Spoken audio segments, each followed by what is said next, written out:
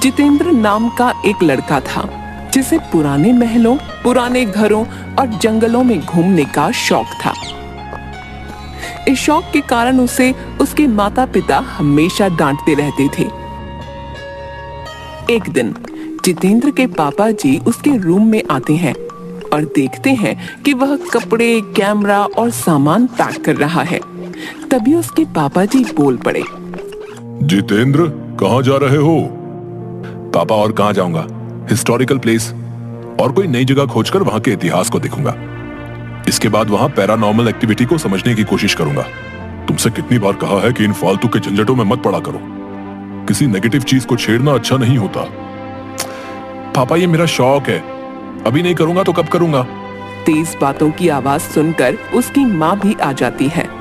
क्या हो रहा है? क्यों इतनी तेज गुस्सा हो रहे हो? और क्या होगा, पूछो अपने लाल से। खंडरों में जाएंगे भूत पकड़ने, अपनी जिंदगी से खिलवाड़ करने। यह सुनकर माँ गुस्से में, तू कहीं नहीं जा रहा है, कुछ आया कि नहीं समझ में? क्या कह रही हूँ मैं? अरे माँ, मैं अकेले थोड़ी ना जा रहा हूँ, मेरे साथ दोस्त भी जा रहे हैं। अब बच्चा तो नहीं हूं ना। जाने दो इसे, मानता ही नहीं, जब देखो मनमानी करता रहता है। अरे मैं जल्दी ही आ जाऊंगा, आप गुस्सा क्यों हो रही हो? अभी तक कुछ हुआ क्या जो आप अभी टेंशन ले रही हो? ठीक है, जा अपना ध्यान रखना, साथ ही कॉल करते रहना। माँ की बातों के साथ उसके पिता सर हिलाकर सहमति जता देते हैं। दूसरे दिन वह दोस्त राहुल और पंकज के साथ मध्य प्रदेश के बुरहानपुर से कुछ दूर एक हवेली में था। यार राहुल, बुरहानपुर से वो हवेली कितनी दूर है? पंकज बीच में ही बोल पड़ता है, मैंने सुना है कि उस हवेली में कोई साया है, क्या ये सच है? जिस हवेली में जा रहे हैं वो बुरहानपुर रेलवे स्टेशन से 60-70 किलोमीटर है। हाँ पंकज, वहाँ के लोग कहते हैं कि उस हवेली को एक ही रात में जिन्नात ने बनाया था।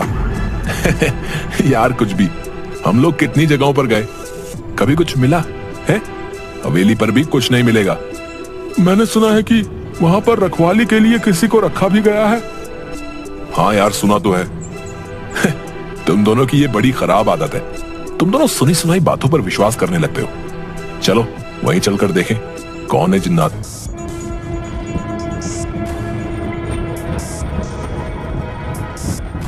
ट्रेन से रेलवे स्टेशन उतरने के बाद चलो किसी होटल में जाकर फ्रेश हो लिया जाए। क्या यार, सीधे हवेली पर चलते हैं?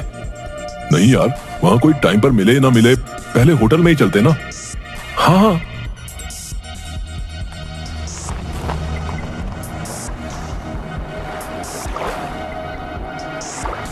फिर तीनों होटल में जाते हैं। वहाँ भी हवेली के बारे में वो बात कर रहे होते हैं। मैं तो बहुत एक्साइटेड हूँ हवेली पर जाने के लिए। तभी होटल मैनेजर, सर आप मत जाइए, वो हवेली बहुत मनहूस है। जो भी गया और रात में रुका तो कभी वापस नहीं आया। तभी जितेंद्र रोकते हुए, क्या फालतू की बातें कर रहे हो? कभी गए हो वहाँ? फालतू की बातें करते हो। सॉरी सर, पर क्या? जाओ यार यहाँ से, फालतू में डराओ मत। मैनेजर वहाँ से चला जाता है। तुमने उसे इतना बेमतलब डांट दिया, ये गलत है भाई। पंकज भी हाँ में सिर हिलाता है। हाँ यार, यहाँ से जाते हुए उनसे माफी मांग लूंगा। माँ और पापा का गुस्सा इन्हीं पर उतर गया। तैयार होने के बाद कैब बुक कर लेते हैं। कुछ देर बाद कैब आती है और वो बैठकर जाने लगते हैं। रास्ते में पंकज रुकने को कहता है। जैसे ही गाड़ी रुकी वैसे ही एक बूढ़े बाबा आकर खिड़की के कांच पर जम से आकर ठोकते हैं। तीनों घबरा जाते हैं। आ गए तुम वापस, वो तुम्हारा ही इंतजार कर रही है। वो अभी यहीं है, कहीं नहीं गई। अरे बाबा, इन्हें डराओ मत, अपने लोग हैं। पागल है बाबा। ड्राइवर कैब चलाने लगता है। पीछे से बाबा चिल्लाते हुए कैब के पीछे भागते हुए कहते हैं, बेटा मत जाओ वहाँ, मत जाओ वहाँ। हवेली पहुँचने के बाद गाड़ी वाला सिक्योरिटी गार्ड के पास छोड़कर चला जाता है। सलाम साहब, मैं निचांग, इस हवेली का गार्ड। हेलो निचांग। चलिए साहब, आप रूम में बैठिए, मैं आपके लिए चाय लेके आया है। ये चाय क्या है? पीने वाला, वो आप टी कहते हो ना, टी, वही। तीनों हंसने लगते हैं। उन्हें देख निचांग को भी हंसी आ जाती है। अच्छा चाय, जाओ जाओ लाओ। तीनों चाय पीने के बाद निचांग से, चलो हमें घुमा दो हवेली। साहब आप अंदर जाकर लेफ्ट मुड़ जाना, वहाँ अम्मा मिलेगी है, वो आपको घुमा देगी है साहब, पर शाम से पहले वहाँ बाहर आ जाना है, नहीं तो क्या साहब अच्छा नहीं होगा। बेहुदी बातें, कोई सेंस नहीं है इन बातों में। वो बूढ़ी औरत जब बाहर निकलेगी हम भी आ जाएंगे। नहीं साहब, अम्मा को वो कुछ नहीं करेंगे, आपको कुछ हो गया तो मेरी नौकरी खतरे में आ जाएगी है? भाई जल्दी आ जाएंगे ना हम। यार तू आए ना आए, हम दोनों आ जाएंगे। हाँ चलो ठीक, टाइम से पहले आ जाएंगे। अब तो चलो। अंदर जाते हुए लेफ्ट से कुछ पत्थरों की आवाज आ रही थी, जैसे कि उनसे कुछ पीसा जा रहा हो। तीनों धीरे धीरे अंदर पहुंचते हैं। तभी वह बूढ़ी अम्मा मसाला पीसते हुए दिखती है। अम्मा, ओ अम्मा। वह मुड़कर कोई जवाब नहीं देती। फिर पंकज आवाज देता है, ओ दादी, ओ दादी। वह मसाला पीसते हुए रुक जाती है, धीरे से पीछे देखती है। वह उस वक्त काफी डरावनी सी लग रही थी और कहती है, अच्छा इस बार बच्चों आप लोग आए हैं। जी अम्मा, आप हमें इस हवेली में घुमा दोगी? हाँ, पर कोई मुझसे दूर नहीं जाएगा, विशेषकर ऊपरी मंजिल पर बिल्कुल भी नहीं। क्यों अम्मा, ऐसा क्यों? इसे जिन्नात की हवेली क्यों कहते हैं? इस हवेली को इंसानों ने थोड़े ही बनाया है।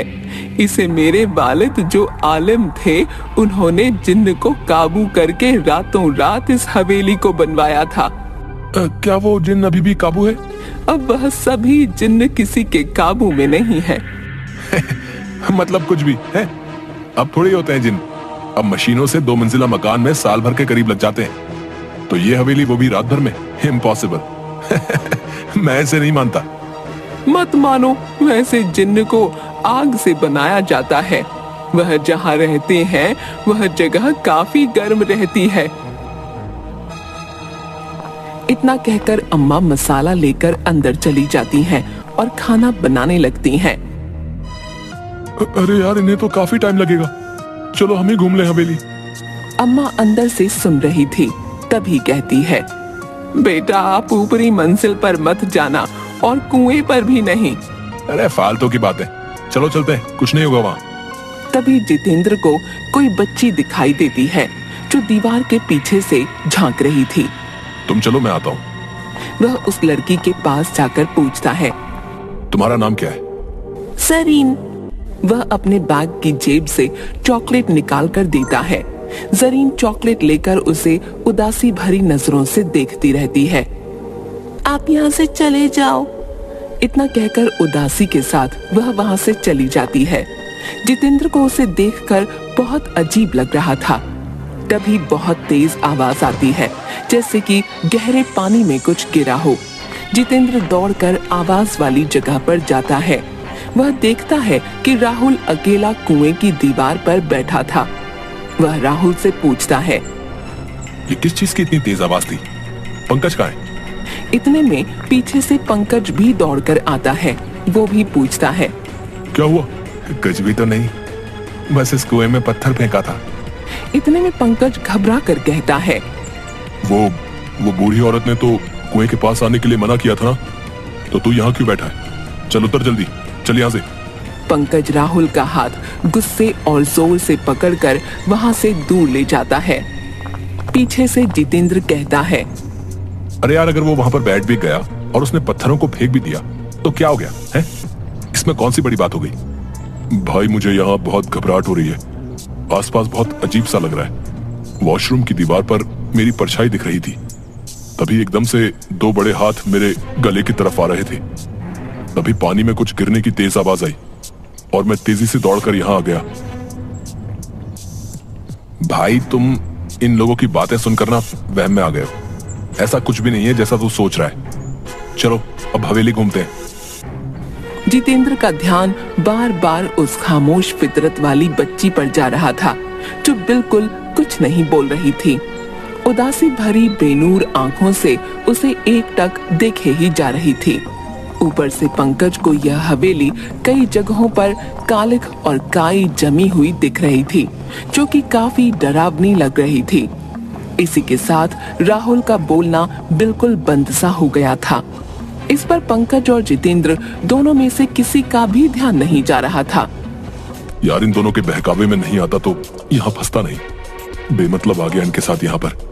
कमरों में घूमते हुए पंकज की और जितेंद्र की नजर कमरों पर बनी नक्काशी पर जा रही थी। साथ ही वहां थके थके व बेमन से टिमटिमा रहे पुराने बल्ब जो कभी भी दम तोड़ दें। दीवार पर कई जगह जानवरों के सर लगे हुए थे, जिसके कारण हवेली काफी भयानक लगने लगी थी। ये जगह इतनी डरावनी और अजीब क्यों है? दूसरी जगहों पर इतना डर नहीं लगा था, पर यहाँ तो उल्टा मुझे ही ज्यादा डर लग रहा है। कुछ यहाँ जो पर्दों में छिपा है। धीरे धीरे वह वापस आंगन में बूढ़ी अम्मा के पास पहुंचकर उनके पास बैठ गए। जितेंद्र के मन में बहुत सारे सवाल आ रहे थे। वह आखिरकार पूछ ही बैठा, ऊपरी मंजिल पर जाना क्यों मना है? वह किसी को भी ऊपरी मंजिल पर जाने वाले को जिंदा नहीं रहने देते। आप इस सब पर विश्वास करती हैं? ये चीजें तो बस वहम होती हैं। मेरा बेटा भी नहीं मानता था, कितना समझाया, लेकिन होनी को कौन टाल सकता है। बेटा, आप इन चीजों को समझने की कोशिश करो। आपका एक साथी कहाँ है? पंकज और जितेंद्र दोनों उसे ढूंढने लगते हैं। इतने में वह जरीन लड़की जितेंद्र को मिल जाती है। वह उसे कहती है, आज बहुत भारी दिन है, अब कहीं नहीं रुकना। आप अकेले दोस्त के साथ वापस चले जाओ। मैं इस बच्ची की बात को क्यों नहीं समझ पा रहा हूँ। आखिर कहना क्या चाहती है? बेटा, आप क्या कहना चाहती हो? थोड़ी देर में आपका यहाँ से निकलना मुश्किल हो जाएगा। आप और आपका एक दोस्त, आप दोनों चले जाओ। जाने कब राहुल को ढूंढने ढूंढने में पंकज सबसे ऊपरी मंजिल पर पहुंच गया। उसे मालूम ही नहीं चला। उसे ऊपरी मंजिल के एक कमरे में काफी तेज रोशनी हो रही थी। उसने आवाज लगाई, राहुल तू है ना इस रूम में? मुझे डरा मत, कुछ बोल तो सही। अंदर से सिर्फ की आवाज आती है, जिसके कारण पंकज घबराने लगता है। इसके बाद वह जोर से चिल्लाता है, राहुल बाहर निकल जल्दी। पंकज की आवाज नीचे जितेंद्र के पास जाती है। वह समझ जाता है कि पंकज सबसे ऊपरी वाली मंजिल पर है। वह भी तेजी से ऊपर जाने लगता है। वह छोटी बच्ची उसे रोक लेती है। ऊपर पंकज गेट खोल लेता है और एक जोरदार चीख के साथ तेज रोशनी दिखाई देती है। फिर पंकज का शरीर धीरे धीरे नीचे आने लगता है, जैसे कि पानी पर तैर रहा हो। यह सब जितेंद्र की आंखों के सामने हो रहा था। एकदम से ये सब देखकर जितेंद्र वहीं बेहोश हो जाता है। जब वह आंखें खोलता है तो वो अपने आप को अम्मा के रूम में उनकी गोद में सर रखे पाता है। वह घबराकर बैठ जाता है और उठकर बाहर जाने लगता है। अम्मा उसका हाथ पकड़ लेती है। अब कोई फायदा नहीं है, अब रात हो चुकी है। तुम इस कमरे से निकलते हो तो तुम्हारा हाल भी दोस्तों जैसा हो जाएगा। देखना चाहते हो तो खिड़की के छेद में से देखो, खिड़की मत खोलना। जैसे ही वो बाहर देखता है तो उसके दोनों दोस्त दिखते हैं। एक अधजला और दूसरा पानी की वजह से फूला हुआ। ये कैसे हुआ? मैंने तुम्हें रोका था और कहा था ऊपरी मंजिल और कुएं पर जाना मना है। जो ऊपरी मंजिल पर गया वो जल गया, जो कुएं के पास गया वह पानी की वजह से फूल गया। सरीन, वो बच्ची कहाँ है? कौन बच्ची? जो मुझे ऊपर जाने से रोक रही थी। नहीं बेटा, यहाँ पिछले 40 सालों से कोई बच्ची नहीं है। जितेंद्र ये सुनकर बिल्कुल सुन्न सा रह जाता है। फिर वही लड़की को एक फोटो में देखता है। यही तो है वो बच्ची, यही तो है। यह मेरी बेटी है जो ऊपरी मंजिल से सीधे कुएं में जा गिरी थी। वही जिन्नों की वजह से, इसीलिए मैं यह हवेली छोड़ना नहीं चाहती हूँ। मुझे बाहर जाना है, हवेली से बाहर जाना है। सुबह होते ही मैं निकल जाऊंगा। बेटा, जो इस हवेली में एक रात में फंस जाता है फिर वो वापस नहीं निकल पाता। यही यहाँ की सच्चाई है। रात भर वो दोनों बैठे रहते हैं। सुबह होते ही जितेंद्र गेट खोलकर बाहर निकलता है। वैसे ही वो देखता है कि राहुल उसे आवाज दे रहा है। जितेंद्र, ओ जितेंद्र, यहाँ मेरे पास आ जा। ओ जितेंद्र, मैं यहाँ हूँ अंदर। फिर वह कुएं की दीवार पर बैठकर वापस अंदर कूद जाता है। फिर से यही रिपीट होता है। वह घबराकर मेन गेट खोलने की कोशिश करता है। वो गेट खुल तो जाता है, पर उसे गेट के उस तरफ वही दिखाई दे रहा होता है जो इस तरफ दिखाई दे रहा होता है। राहुल का कुएं में कूदना। कोई फायदा नहीं है बेटा, ये मेरे लिए हमेशा का है। बेटा अब बस कर दे। इतना कहकर अम्मा अपने काम में लग जाती है। जितेंद्र को उसके वही दोस्त बार बार दिखाई देते हैं। फिर उसे वही जरीन दिखाई देती है। वह उसे एक तरफ उंगली दिखाते हुए कहती है, जाओ, आखिरी बार और आखिरी मौका, अब और न मिले मौका। इतने में उसके सामने उसके दोनों दोस्त खड़े हो जाते हैं। दोनों साथ साथ कहते हैं, ये सब कुछ नहीं होता है। फिर दोनों जितेंद्र को मारने के लिए अपने हाथ बढ़ाते हैं। तभी वही बच्ची उसे बचाकर बाहर निकाल देती है। जितेंद्र बेहोशी की हालत में बाहर आता है और उसे वही बाबा मिलते हैं। बेटा, मैं कह रहा था, वो तुम्हारा इंतजार कर रही है, वो तुम्हें छोड़ेगी नहीं। वो बाबा हंसते हुए निकल जाते हैं। जितेंद्र जैसे ही आगे बढ़ता है,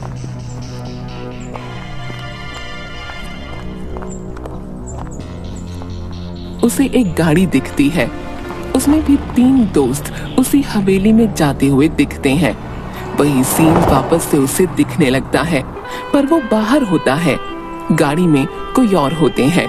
जाते जाते वह वापस मुड़कर देखता है तो वो बच्ची उसे ही देख रही होती है। उस बच्ची के साथ भी वही हादसा होते हुए उसे दिखता है। बच्ची को आग लगती है और वो नीचे गिरने लगती है। अब जितेंद्र समझ गया था कि जिंदगी अनमोल होती है, बड़ों का कहना मान लेना चाहिए। वह मान गया था कि किसी भी शक्ति को नकारा नहीं जा सकता है, चाहे वह नेगेटिव हो या